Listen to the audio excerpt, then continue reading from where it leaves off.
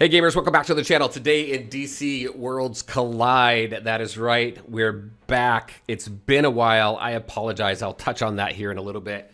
But what I want to do in this video is catch you up to what's been going on since my last video. My last video was back in March, so we've got April and May to take a look at. And then I want to share with you what I've got going on in this game as we continue to move forward and as early access continues to develop. There's a lot to discuss here, so let's get into it.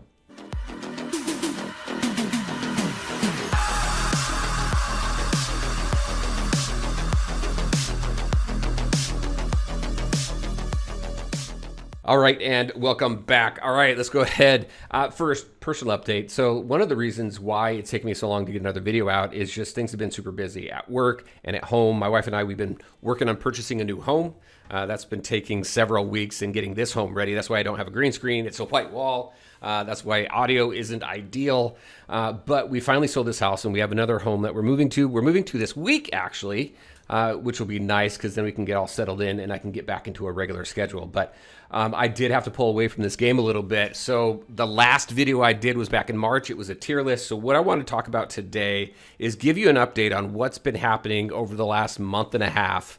I'm going to give you a tier list update as well. It's not mine. We're going to take a look at Reapers because he's kept his up to date at least as of last month. There's some characters not on there yet, but I want to share with you kind of what I got going on going forward as well. So, as far as the game goes, not a ton in the way of like adding new game modes and things like that. I think this game has quite a few game modes as it is. Most of what they've been focusing on is introducing new characters.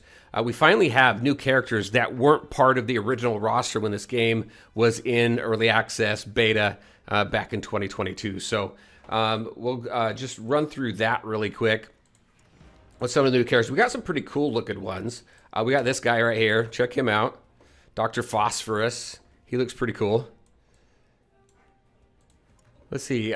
Mara was a new one that's not on there. We'll briefly talk about her as well. I like her model. I like her kit. She's all right.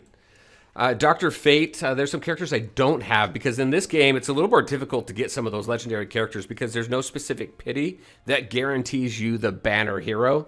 There is a pity and you get a legendary, but it's not guaranteed to be the banner legendary or the banner hero. So it's been a little bit difficult trying to get my hands on some of those.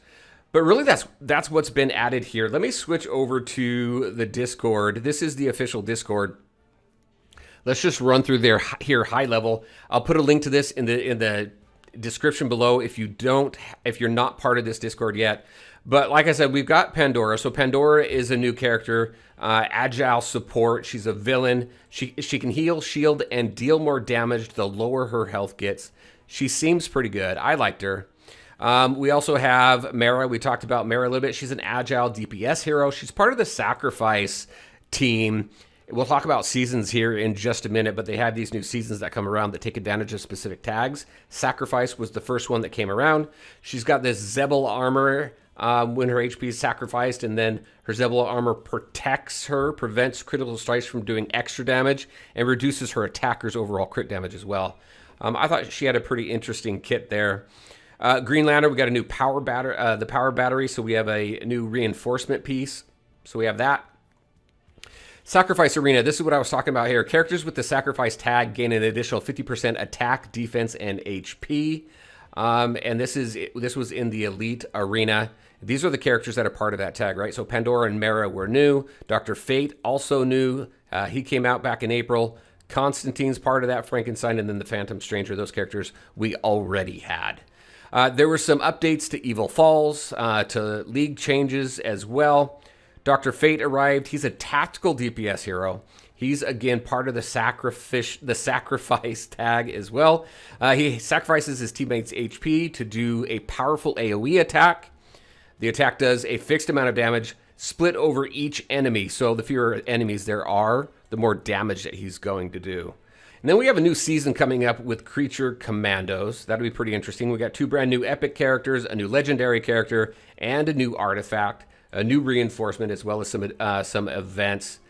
Dr. Phosphorus, we already took a look at him. He is an agile DPS villain who is entirely immune to burn detonation. That's pretty cool. So if you go up against that burn team, Dr. Phosphorus could be one of your counters to that team. All right, let's see. Let's keep going down here. He looks pretty cool. He looks cool. He looks cool in the game. I like this picture of him. And then as far as Creature Commandos goes, we now have Weasel, who is currently in the game. What is he? Weasel is an epic agile DPS hero. His ultimate ability, Bloody Frenzy, charges at the enemy team, attacking random targets 5 times while inflicting bleed. So he could be good for the bleed team. Weasel stacks up more and more bleed depending on how damaged he is. Pretty interesting. We won't get into too much detail into his kit here. Just wanted to talk about that a little bit. Also, another big change was with Wonder Woman. So if we go back into the game, they did change Wonder Woman up just a little bit of a nerf. They recognize that she is powerful and she needs to continue to stay strong, but they think she was a little too strong. So when we take a look at skills, here's the changes I was able to identify. So with her ultimate here, this right here, this largely stayed the same. You're going to do damage to all enemies. If it crits, there's a 25% chance of inflicting stun on a maximum of 2 targets. I think that affected more targets previously. But on a maximum of 2 targets for 1 turn, that 1 turn is still the same. The other thing that's different is Lasso of Truth. So Lasso of Truth, let's see, throws a Lasso of Truth at an enemy dealing physical damage equal to 180% of attack. If it crits, has a 60% chance of inflicting silence.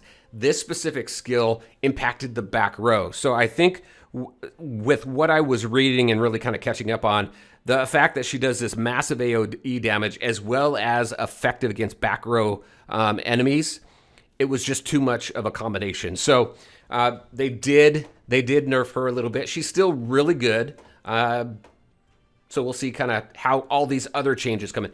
Because that was the change that happened was something they said that was not intended to be to happen with the latest update that just happened.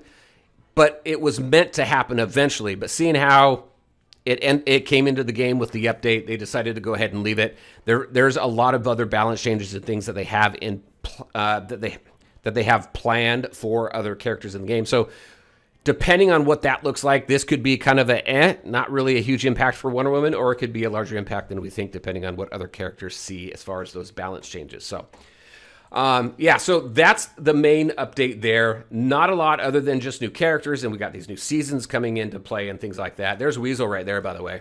Let me go right here. Boom. There he is. There's Weasel for you. I wish I could spin him around. I can't spin him around. All right, so now let's briefly talk about the tier list. The last tier list I put out was back in March, so I've got some work to do. I've got some catching up to do, some testing of characters that I haven't really been able to fully test. So my plan is to get caught up by the end of May so that I can put an update out in June. Now, there's only a couple people putting tier lists out that I'm aware of, myself and Reaper, so we're going to take a look at his list. His list was updated back in April. We're in mid-May, so I'm expecting he'll probably have that updated fairly quickly. Looks like he moved some characters down, though. Flash, Supergirl, Jessica, and Cyborg. Mainly due to maybe some more efficient strategies that have come along, especially now that we have the block team. Cyborg, really more of a niche use, or maybe lackluster performance from Jessica. Supergirl, just not super usable in the current roster. He did move a few people up, though. He moved Pandora and Sinestro up. He also added Mara and Dr. Fate. So when we take a look at this list, we got Mara and Dr. Fate in the B tier. We got Pandora. He moved Pandora up a tier, so she is now in the A tier. We've got Sinestro that got moved up, who's in the S plus tier. And I think that is it. Martian Manhunter's in B. I think that is it as far as new characters go. We don't have Dr. Phosphorus in here.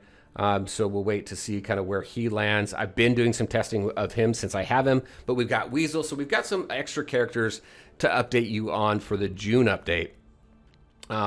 So there we are. That's what I have. I'll bring this back up again so you can see it on the tier list. But that is the overall update for DC Worlds Collide. We still don't have a global launch date yet.